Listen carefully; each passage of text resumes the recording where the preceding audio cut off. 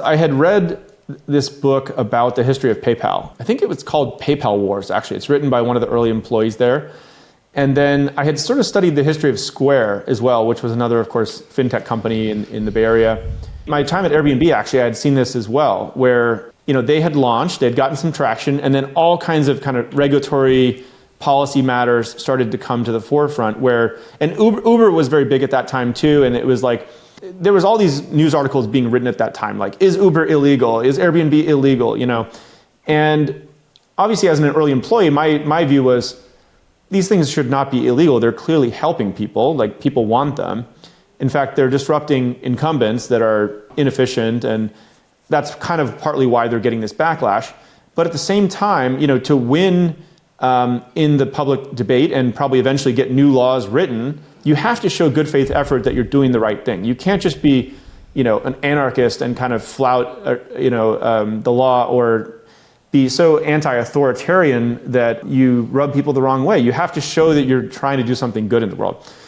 And so I realized early on that if Coinbase was going to hold customer funds, if it was going to transact in crypto, we were going to have to go out and be a regulated financial service business. And I saw other companies at that time really taking a different approach, and they kept getting shut down after a year or two.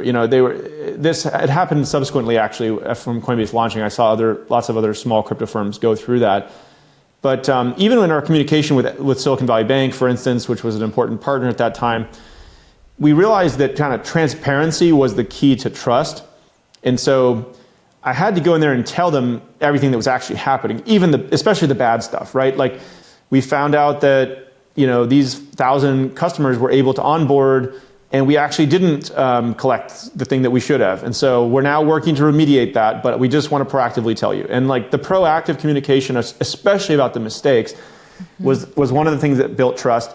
Another thing that I learned was, by default, most people would be skeptical of what we were doing. In fact, I had some people kind of like, they wouldn't even talk to us on the phone and these kinds of things.